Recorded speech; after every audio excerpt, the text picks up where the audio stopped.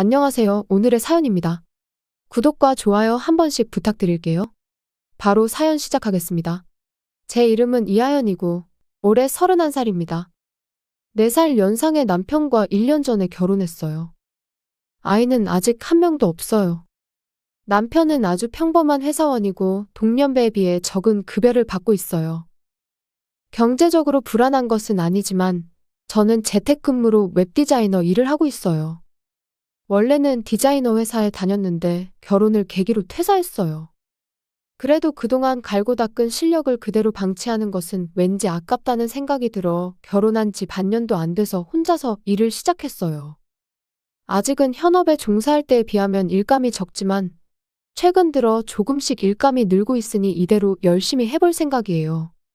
그래, 이왕 가진 기술을 썩히는 건 아깝지. 무리하지 않는 선에서 일하는 건 찬성이야. 라며 응원해주고 있어요. 그런데 제 생활에 큰 변화가 생긴 사건이 있었어요. 어느 날의 일입니다. 시아버지가 교통사고로 돌아가신 거예요. 아직 젊으시고 몸도 건강하셨는데 함께 살던 시어머니와 신우는 큰 충격을 받았어요. 어쩌다가 교통사고를 당했나는 물음에는 남편도 아버지와 이렇게 빨리 헤어질 줄은 몰랐다며 소식을 들었을 때 깜짝 놀랐다고 했어요. 그래도 여러 가지 절차가 필요했어요. 시어머니와 신우는 충격에서 벗어나지 못한 채 정신을 차리지 못하는 것 같았어요. 결국 남편과 제가 여러 가지 절차를 밟고 장례식 준비를 했어요. 이후 시아버지의 장례식을 무사히 마치고 앞으로의 일을 논의하게 되었어요. 시어머니와 신우는 시댁을 떠나는 것만은 원치 않는다고 하더라고요. 추억이 담긴 이 집을 팔 수는 없어. 하지만 두 사람이 살기에는 시댁 집이 너무 컸어요. 시어머니와 신우 두 명이 감당할 수 있을지 조금 걱정스러울 정도예요. 남편도 같은 생각을 하는 듯 했어요. 엄마, 이 집에 계속 살고 싶은 마음은 알겠는데 누나와 둘이서 살기에는 관리비가 너무 부담되지 않겠어? 아, 그런 문제는 이미 해결 방법이 있지. 너희들이 이 집으로 이사를 오면 되잖아. 네 누나랑 함께 빈 방을 청소해놨으니 들어와서 여기서 살도록 해. 라며 동거 이야기를 마음대로 진행했어요. 게다가 방까지 청소해 놓다니 너무 계획적인 거 아닌가. 저는 시댁에서 함께 살 생각이 전혀 없었어요. 남편도 어떻게 해야 할지 고민하는 것 같았어요. 어머님, 동거 이야기는 잠시 보류해 줄 수 없을까요? 너무 갑작스러워서 저희도 얘기를 나눠봐야 할 것 같아요. 맞아. 엄마, 우리도 생각 좀 해보게. 대답은 조금 기다려줘요. 알겠어. 너희들을 위해 방 청소를 열심히 해놨어. 급하게 결정하지 않아도 괜찮아. 분명 좋은 대답을 해줄 거라 믿어. 시어머니는 대답을 보류해 주시긴 했지만 동거하겠다는 의지가 가득했어요. 그날은 대답을 하지 않았고 집으로 돌아왔어요. 어머님과 형님이 내 일을 이해하지 못할 것 같아. 얼마 전까지만 해도 내가 일한다고 컴퓨터 앞에 앉아 있으니까 놀고 있는 거 아니냐고 하셨어? 확실히 두 사람은 재택근무 같은 걸 잘 모르니까 그렇게 볼 수도 있지. 하지만 그 문제만 해결하면 동거해도 괜찮지 않을까? 아니야, 괜찮을 리가 없어. 동거하면 어머님도 형님도 나한테 집안일을 다 떠맡기려고 할 거야. 그런 건 절대 싫어. 그래도 그 큰 집에 남자가 없으면 좀 힘들지 않을까 싶어. 응? 당신은 동거하고 싶은 말투네. 뭐, 엄마랑 누나한테는 내가 잘 말해 놓을 테니까 우리 동거하는 걸로 하자.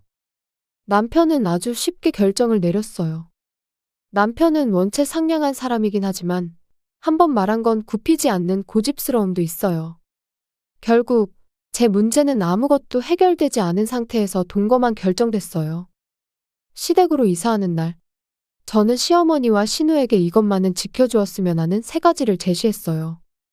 첫째, 제가 일하는 동안에는 절대 방에 들어오지 말 것. 둘째, 분담된 집안일 외에는 하지 말 것. 셋째, 돈을 빌리거나 빌려주지 말 것. 굳이 그런 거 써주지 않아도 그 정도는 지킬 거야. 시어머니가 웃으며 말했지만 이 두 사람은 절대 지키지 않을 것 같다는 생각이 들었어요. 제 예감은 바로 적중했어요. 신우는 프리랜서인데다 일이 많지 않아 집에 있는 시간이 많았어요. 그래서 이 집의 가사 분담은 저와 시어머니, 신우 3명이 하게 되었어요. 동거 시작 후 일주일 정도는 이 분담이 지켜졌어요. 하지만 이 약속을 깨뜨린 건 역시 신우였어요. 오늘은 평소보다 퇴근이 늦을 것 같아. 그래서 청소는 올케한테 좀 부탁할게. 라며 웃으며 나가버렸어요. 시어머니는 이제야 자리 잡고 제대로 일하려나 보네. 미안하지만 며느리가 청소 좀 해주도록 해. 라며 저에게 떠맡기고 방으로 들어가셨어요. 그 뒤로는 점점 더 제 가사 분담이 늘어났어요. 결국 제가 절대 안 된다고 말했던 집안일까지 도맡아 하게 되었어요. 그러다 보니 제가 낮에 일할 수 있는 시간은 점점 짧아졌어요. 운 좋게 일감은 계속 늘어나는데 어쩔 수 없이 낮에 하지 못한 일을 잠자는 시간을 줄여서 할 수밖에 없었어요. 짧아진 수면 시간으로는 육체적 피로와 정신적 피로를 회복할 수 없었고 갈수록 피로가 쌓여갔어요. 왜 퇴근이 늦는지 의심스러운 신호와 외출을 하고 싶어하는 전업주부인 시어머니를 위해 이렇게 희생을 해야 하나 싶은 생각이 들었어요. 남편에게도 상담을 해봤지만 얘기해볼게 라고만 말하며 저와의 이야기를 서둘러 끝내려고 했어요. 게다가 제 이야기를 전달할 기미도 보이지 않았어요. 무관심한 태도로 일관하는 남편에게 분노를 갈수록 느끼고 있었어요. 제가 혼자서 집안일을 하며 하루를 보내고 있던 어느 날이에요. 저녁 식사 후 혼자서 설거지를 하고 있는데 시어머니가 여행 책자를 펼치셨어요. 니들 아빠는 함께 갈 수 없게 됐지만 매년 하던 가족 여행을 갈까 싶어. 시어머니의 목소리는 매우 즐거워 보였어요. 하지만 저는 궁금한 게 가족여행 멤버에 저도 포함되는 건지 궁금했어요.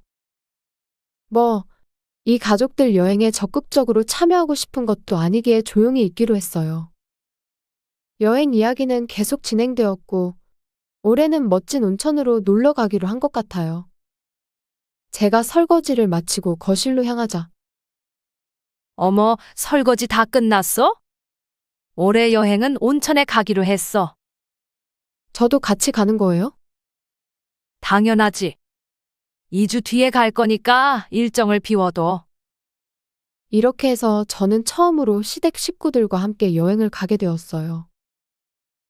저는 어떻게든 일정을 짜서 시간을 만드는 데 성공했어요. 제 의견이 반영된 여행은 아니었지만 온천 여행은 기대가 되었어요. 내일 여행에 대비해 전날 밤 집 청소를 모두 끝마쳐 놓았어요. 그리고 여행 당일 남편이 운전하는 차를 타고 온천으로 향했어요. 연휴였지만 교통체증도 별로 없었고 순조롭게 목적지로 향할 수 있었어요. 도중에 시어머니가 알아본 식당에서 점심도 먹었어요.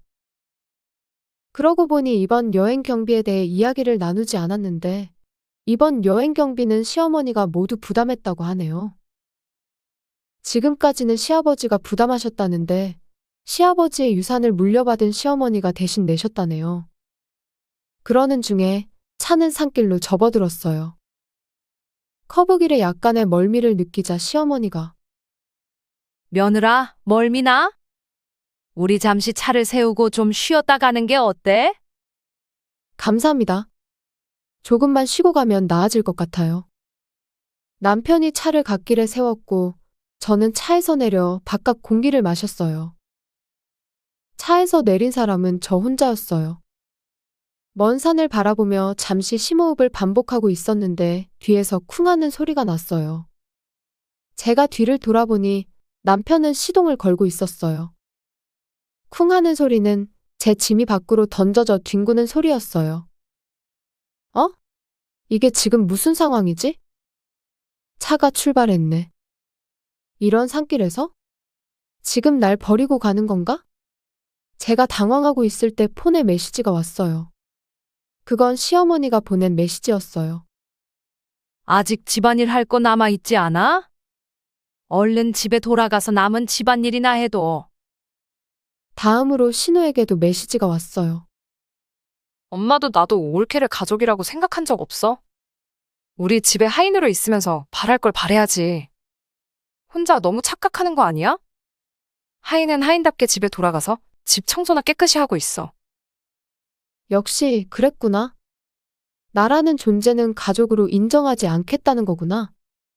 이 메시지를 받은 게 오히려 속이 후련했어요.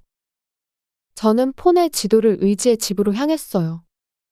왔던 길로 돌아간다면 대중교통이나 택시를 잡을 수 있을 것 같았거든요.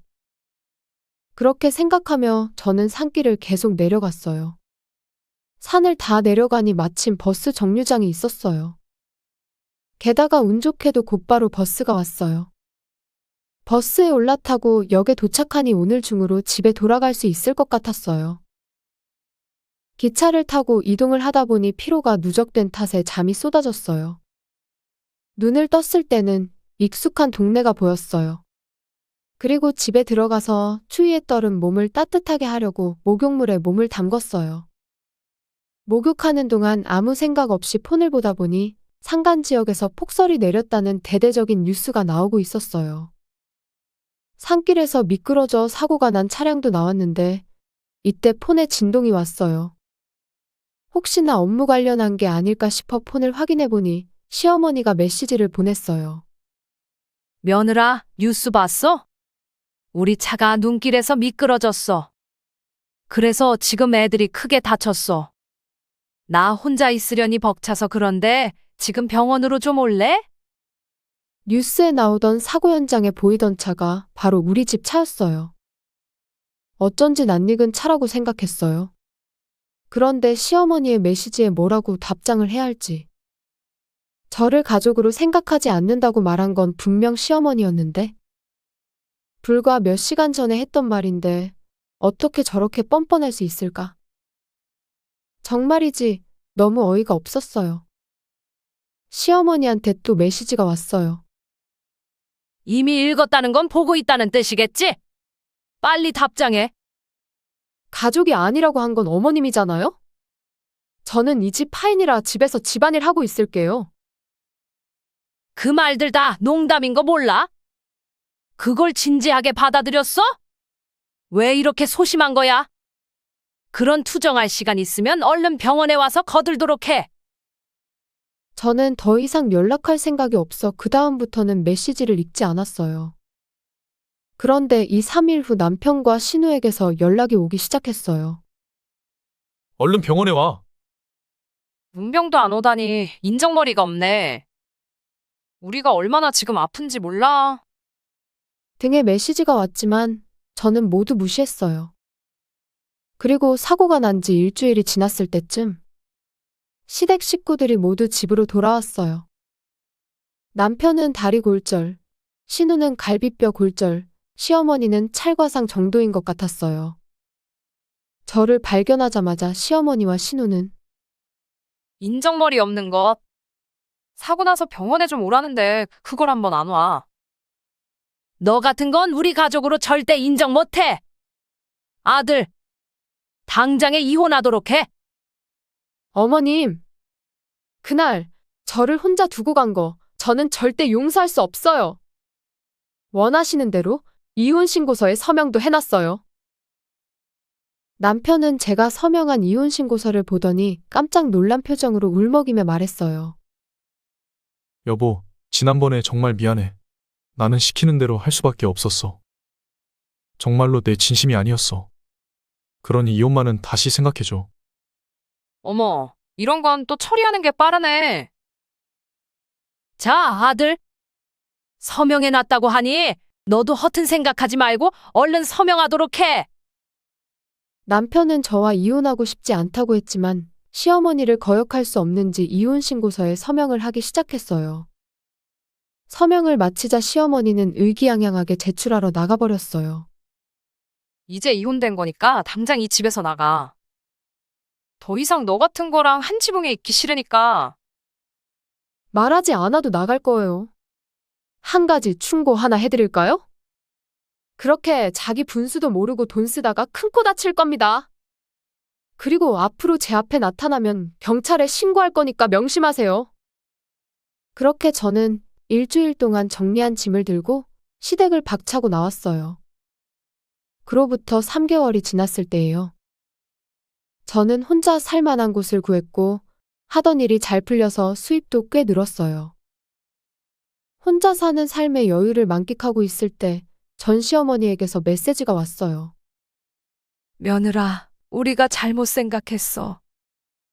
제발 아들이랑 다시 합치지 않을래? 제가 답장을 할까 말까 고민하고 있을 때 또다시 시어머니의 메시지가 왔어요. 다음 달에 전기가 끊길 것 같아. 이 추운 날씨에 전기가 끊길 거 생각하니 너무 무서워. 얼마 전까지만 해도 우린 가족이었잖아. 가족끼리는 서로 돕고 살아야지. 남한테 그런 부탁을 하시는 건 실례 아니에요? 저보고 가족이 아니라 하인이라고 했잖아요. 이제 와서 뻔뻔하게 가족이라니 한심하네요. 저는 즉시 모든 전화번호를 차단해버렸어요. 역시나 제 예상대로 되는 것 같았어요. 왜냐하면 제가 시댁에서 살 때 남편의 월급으로는 생활할 수 없었거든요. 신우는 자기가 번 돈은 자기 거라며 단 1원도 생활비에 보태지 않았었고 시어머니도 마찬가지였어요. 그래서 저는 제가 번 돈으로 생활비를 충당했었어요. 제 수입이 없다면 이렇게 될 게 뻔했어요. 이제 정말 남이 된 마당에 이렇든 저렇든 아무렇지 않아요. 그 후에 결국 생활비가 부족한 시댁 식구들은 신우는 풀타임으로 일하고 시어머니도 일하기로 했다네요. 그리고 남편은 두 사람이 낭비하지 않도록 돈 관리를 하는 것 같고 두 사람은 남편의 눈을 피해 쇼핑을 하고 있다고 해요. 워낙 씀씀이가 해픈셋이라 결국은 시댁을 팔려고 부동산에 내놨다고 하네요. 반면 저는 혼자 사는 지금이 너무 행복해요. 얼마 전까지만 해도 밤늦게까지 하던 일을 해가 지기 전에 다 끝낼 수 있게 되면서 저만의 시간을 보낼 여유도 생겼거든요. 이렇게 여유로운 생활을 할 수 있게 해준 시댁이 또 다른 의미로 고맙기도 하네요. 시청해주셔서 감사합니다. 그럼 다음 영상에서 다시 뵙겠습니다.